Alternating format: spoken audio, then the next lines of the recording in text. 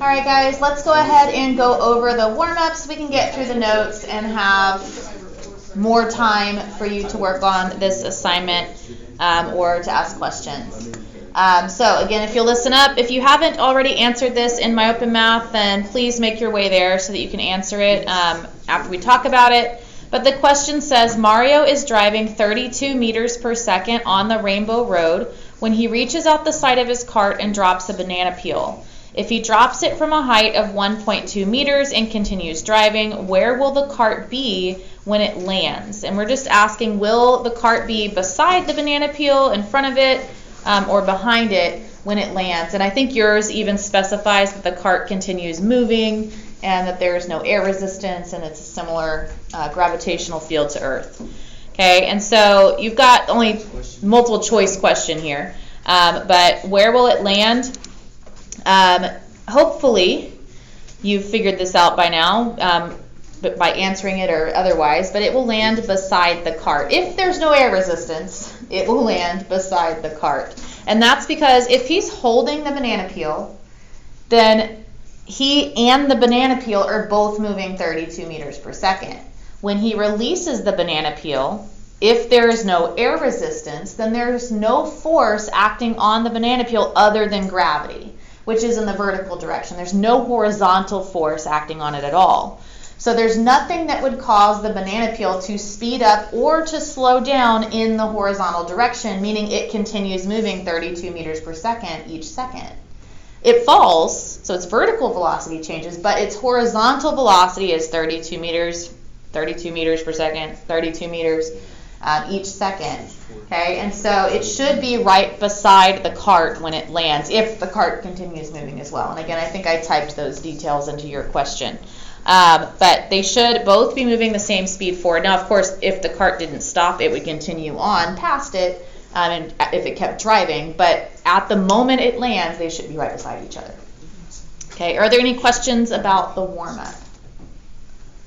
Okay, I do want to do a follow-up question and actually solve for where this banana peel would land. Okay, and this is going to be our first example of a projectile motion calculation, so I'm going to strongly encourage you to copy it down. But the question says, how far away from the drop point will it land? So he releases it. We know that it moves forward because it's moving 32 meters per second each second until it hits the ground, but how far will it travel before it does that? What's its range going to be? Okay, and we talked about this yesterday, but you have to keep the horizontal and vertical data separate when you solve a projectile motion calculation. And that's because horizontally you have constant velocity. Vertically you have acceleration. Okay, they're also in obviously two different directions, so we're going to keep them separate. To help us do that, we're going to make a table. Okay, and so I'm going to strongly encourage you to make a table on your paper that looks like this. At least a T-chart. You don't have to have all the, rows drawn in.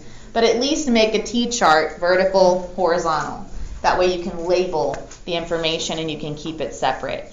When students are doing or having trouble with this unit, it's usually because they don't make a table like this and they have a hard time keeping their data separate, the horizontal and vertical data separate, or they have a hard time just identifying all of their givens. If you have a table, it makes it a little bit easier because you can just go through and kind of check them off. Do I know this? No. Okay, do I know this? And you can fill it in. So I would encourage you to draw one. I would also encourage you to draw a picture for all of your projectile motion problems. I know in this particular example that the banana peel is moving 32 meters per second when it's released horizontally. Okay, because that's how fast the car is driving. I also know that it's released at a height of 1.2 meters. So I have those things labeled here, and of course I'm going to have this trajectory. I'm expecting it to curve and land somewhere over here. Okay, and so that's what we are looking at. So we're going to fill in the table. I know that this banana peel has a velocity of 0 meters per second vertically. I know that it's not moving up or down, and he simply drops it from rest, vertically from rest. Now, of course, it's moving forward, and it's moving forward 32 meters per second, but vertically, it's not moving at all. Okay, so my initial vertical velocity is 0. My initial horizontal velocity is 32 meters per second. my horizontal velocity should be 32 meters per second the entire time because my horizontal acceleration is 0. There are no horizontal forces that are causing this banana peel to speed up or slow down. So I can actually fill in all 3 of these boxes for my horizontal data. I know my initial and final velocities are the same because I know that there's no acceleration. Vertically, I know that I do have acceleration. What's the acceleration going to be vertically if we're, let's say, on Earth? You can say it out loud. Negative 9.8. Tara's like, I'm just going to mouth it. Negative 9.8 meters per second squared. Okay, so we're going to assume similar gravity to Earth on the Rainbow Road. And so we're going to say that it also has an acceleration of negative 9.8 meters per second squared. Okay, the last piece of information that I'm given in the question is the height from which it's dropped. It's dropped from 1.2 meters, so I know it's going to fall 1.2 meters downward from where it's dropped, meaning it's going to have a displacement vertically of negative 1.2 meters. And it's negative because it's going to be falling. Okay, now, these 2 numbers here for vertical acceleration and horizontal acceleration, they're not going to be given to you in the question, ever. It's not going to tell you that. They expect you to know that. I expect you to know that. So you can fill those in every single time you have a table like this. Every projectile motion question, if you're on Earth and there's no air resistance, you're going to have a vertical acceleration of negative 9.8 meters per second, and you're going to have a horizontal acceleration of 0 every time. So you can fill those 2 numbers in without even really having to read the question, because again, assuming that you're on Earth without air resistance, which is going to be the case in every question I give you, you can fill those in. All right, so from here, we're trying to figure out how far away it will land, which means we're looking for the horizontal range, that number down there. Okay, but I actually can't solve for that unless I first know the time. I know it looks like I have enough information because I have 3 different numbers filled into that horizontal side of that table, but although it looks like I have a lot of information, all that says is I have a constant velocity of 32 meters per second.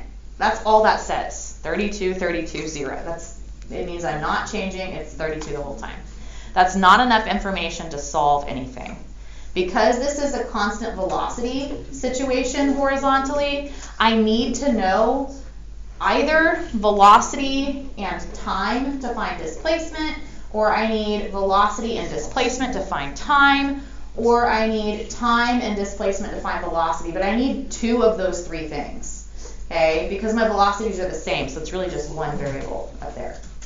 Okay, and so I don't have that. So, and this is almost always going to be your first step. If you don't have time given to you, your first step is almost always to find time. And the reason we do that is because the time is the same in the horizontal and vertical direction. There's no such thing as horizontal and vertical time. It's just time. So if we solve for the time using horizontal data, we know that that's the same time for the vertical data. If we solve for the time using the vertical data, we know it's the same time for the horizontal data. And that's why it's easiest to start there, because it shows up on both sides of our little table. Okay, so we're going to find the time first. When you solve for a variable, okay, regardless of which one it is, you can only use information from one side of that table. I'm either going to just use my vertical data, or I'm just going to use my horizontal data. I can tell you right now, I don't have enough horizontal data to solve anything. Okay, I need to know at least one of those other 2 in order to do something. So I'm going to use the vertical data, meaning I'm just going to ignore the horizontal for a minute, and I'm going to solve for the time, and then I'm going to use that time to help me solve for the range. Okay, so I have information up there. I have VI, A, and delta X, technically delta Y, because it's vertical. Okay, but I have my initial velocity, my acceleration, and my displacement, and I'm trying to find time, and I'm going to go all the way back to the 2nd unit of the year when we learned those 4 kinematic equations that look like this. Okay, and I'm going to use one of those. Okay, looking at the information that I have and the fact that I'm trying to solve for time, you've got 4 of them up there. You can't, one of them's kind of cut off. But A, B, C, and D. Okay, the one I'm using is actually the one you can't see the whole thing of, but it's on my board over there as well. It's the 3rd one down in black. Okay, delta X equals VIT plus 1/2 AT squared. That's the one that I have the information to solve in one step. So I'm going to plug in delta x, negative 1.2, equals VI times T, that's 0 times T, plus 1/2 times negative 9.8, that's A, times T squared. Okay, and this becomes a little bit easier almost immediately because 0 times T, well, that's going to be 0. Which means that I really just have negative 1.2 equals half of negative 9.8, which is negative 4.9, times T squared. And if I want to solve for T squared, I'm going to divide both sides by negative 4.9 so that I can isolate that variable. And when I do that, that cancels it on the right. And in my calculator, if I divide 1.2 by 4.9, I get 0.245. But again, that's T squared. So I have to take the square root, and that gives me a time of 0.495 seconds. Okay, now that is not just a vertical time, because again, time's not vertical. Time doesn't have a direction, it's scalar. Okay, that's the time I'm going to use for both sides of my table here. So if you solve for time, you get to use it in the whole table. That's why it's such a helpful piece of information. So I'm going to fill it in on both sides. Okay, so here's my table. Now my time's in there. And now that I have time in there, I can solve for how far away will it land. I can solve for this range. Again, this is constant velocity stuff. Okay, that's not even really technically those kinematic equations, although you can use the last two if you have constant velocity of those kinematic equations. But we had some other equations for constant velocity, really just one. Velocity equals displacement over time. Okay, we can use that equation as well. But that equation is basically what you get if you take this one, delta x equals VIT plus 1/2 AT squared, and you realize that the acceleration is 0. That becomes delta x equals velocity times time, okay, which is my constant velocity equation. Okay, so I have delta x equals velocity times time. Velocity is 32, time is 0.495. If I multiply those, I get a displacement of 15.84 meters. Are there any questions about this one? Do you have a question, Katie? Thinking? Yeah. All right, that's okay. All right, so again, keep the table separate. Either just use the horizontal data or just use the vertical data. The only one that goes on both sides is the time. Okay, so that is how far away that banana peel would land from the point it was dropped. It's going to land 15.84 meters ahead of where it's dropped because it's moving 32 meters per second each second for about half a second. All right, and again, the reason we have to keep that data separate, whenever we do these, we have horizontal, we have vertical, keep them separate, and this is why. Your horizontal motion is independent of the vertical motion. We talked about this yesterday. And although they do work together to give you the shape, okay, we analyze them separately because horizontally we have constant velocity, whereas vertically we have acceleration. And yes, they do work together to give you the parabolic trajectory that you see there. All right, let's try another practice problem and see how we do with this one. It says, a slingshot launches a 0.10 kilogram rock horizontally with positive 160 newtons of force for 0.015 seconds to accelerate it from rest. Find the rock's velocity leaving the slingshot. Okay, this is actually not a projectile problem, at least not yet. All this is saying is, hey, there's a force applied from this slingshot. How fast is it going to make the rock go? This is stuff we talked about last semester. But let's go ahead and label our given information and see what we can do with it. I know that the mass of the rock is 0.1 kilograms. I know that the initial velocity is 0 because it says it's accelerated from rest. I know that the force applied is 160 newtons, and I know that that force is applied for a time of 0.015 seconds. I know also that I'm trying to find the final velocity. So if I look at this, I see mass, initial velocity, final velocity, force, and time. And hopefully your eye wanders to the red ink on my board, because that's where you're going to find those variables, specifically this equation. F times T equals M times delta V. That's the stuff I have. I have force, I have time, I have mass, I have one velocity, I'm looking for the other one. Okay, and so we're going to use the impulse momentum theorem because we're not dealing with something in free fall yet. We're just saying how fast is it going to be launched if that's the force and that's the time for the launch.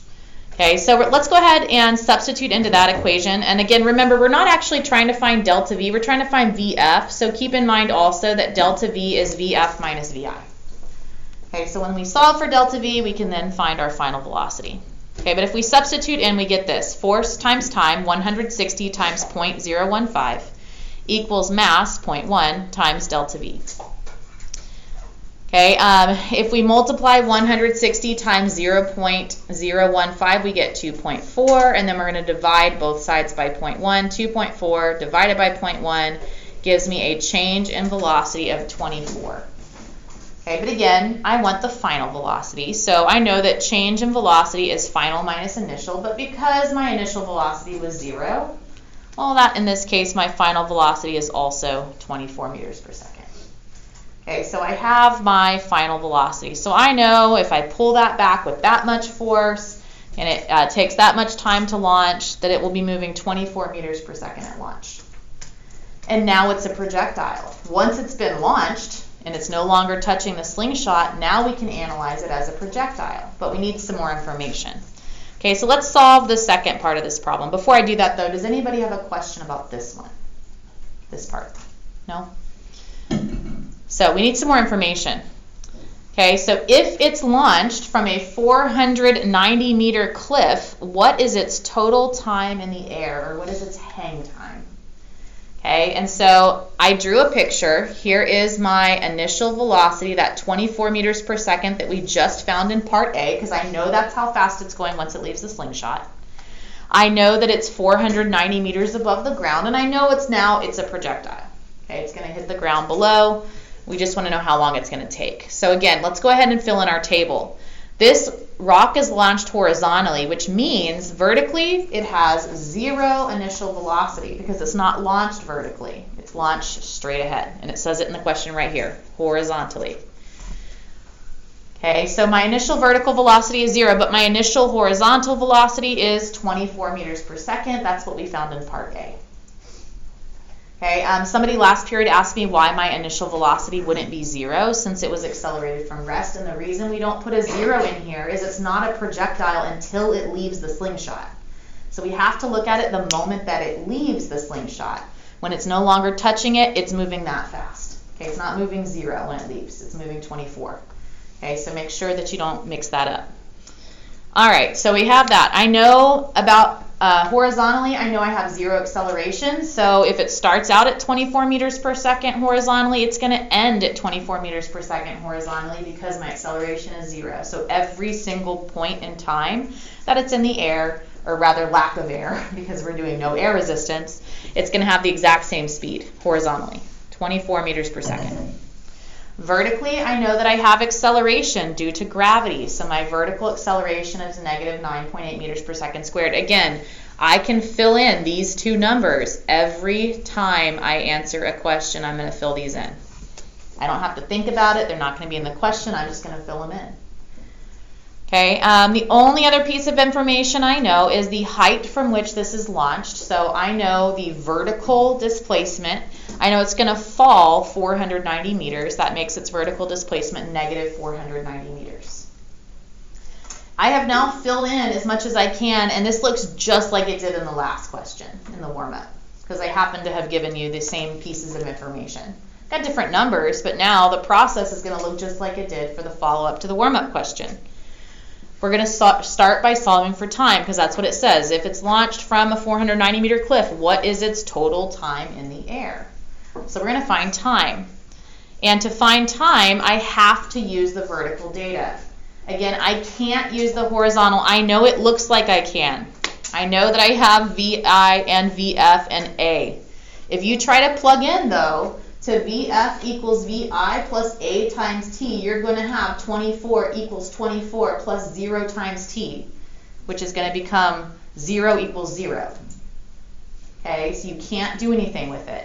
That's because this is constant velocity. It's not really meant to be used with that equation. There is no acceleration. Okay, so we're going to use the vertical data. And you usually have to start there, unless they give you the time. Okay, so find the time using the vertical data. Again, I have VI, I have A, I have delta X, I'm looking for T, and I'm going to use the exact same equation I did a minute ago. That's this one, delta X equals VIT plus 1/2 AT squared.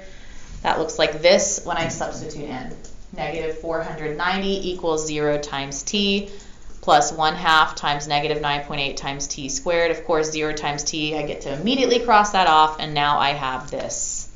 Negative 490 equals negative 4.9. That's half of negative 9.8 times T squared. Divide both sides by negative 4.9 to cancel it on the right, and now we have T squared equals 100, which of course means time is the square root of 100, which is 10. So the air time, the answer to part B, find the hang time, is 10 seconds. Questions about this part? All right, then we're going to fill it into both sides of the table because, again, it's the same for both. Okay, 10 seconds vertically means 10 seconds horizontally. All right, so part C, find the range. Okay, so now that we have the time, if I want to find range, range is a horizontal displacement. I have to use the horizontal side of the table. If I want to find range, I have to use the horizontal side of the table. Okay, so I could actually find it because I have everything else filled in. I know the velocity and I know the time, and that's really what I need. Because this is a constant velocity situation when I look at the horizontal data. Okay, so I could just use my constant velocity equation. Displacement equals velocity times time, but you also get that if you use this and you plug in a 0 for A, it's going to become displacement equals velocity times time. Displacement equals 24 times 10 plus 0, because there's a 0 right here. Okay, so 24 times 10 is 240 meters, meaning that the range of this rock after it's been launched, it's going to land 240 meters away from the edge of the cliff. Questions about part C? All right. I think I have one more part in this question. Part D. Okay, find the vertical velocity, VFY, of the object as it hits the ground. Okay, so how fast is it moving vertically? It's the last piece of information, the only blank left in my table. How fast is it going when it hits the ground vertically? Okay, so obviously if I want to solve for a vertical velocity, I can only use the vertical data. I'm going to completely ignore the horizontal data. I don't need it because I'm solving on the vertical side. Okay, so if I want to find VF, I have multiple options here because I know every other piece of information. I can use any of these equations that have VF in them, but the easiest one is the first one. VF equals VI plus A times T. If I plug in, that's VF equals 0 plus negative 9.8 times 10, which means that my final velocity in the y direction will be negative 98 meters per second. And now you have filled in the whole thing. Okay, so are there questions about part D? So here's the thing. If I ask you for vertical or horizontal velocity, you can find those pieces. However, I could also ask, what is the velocity of the rock when it impacts the ground? Or what is its resultant velocity? What's the total velocity? Because I don't normally talk about, and I don't know that you do either, we don't normally talk about things in terms of horizontal and vertical velocity, although we have to solve it that way. Oftentimes you'll see a question that asks just for the velocity or the total velocity. And if I ask something like that, find the resultant impact velocity, I'm not asking for just the horizontal or just the vertical. I'm asking for the resultant, for both. Because when you launch a projectile, you get this parabolic trajectory and it hits the ground at an angle. And so if I asked for that resultant velocity, you need to understand that that resultant velocity is made by adding the two velocities we just found. By vector addition. You don't just add the numbers together, you have to draw a triangle. So I have 98 meters per second downward, 24 meters per second forward. How would I find the length of that hypotenuse? Pythagorean theorem.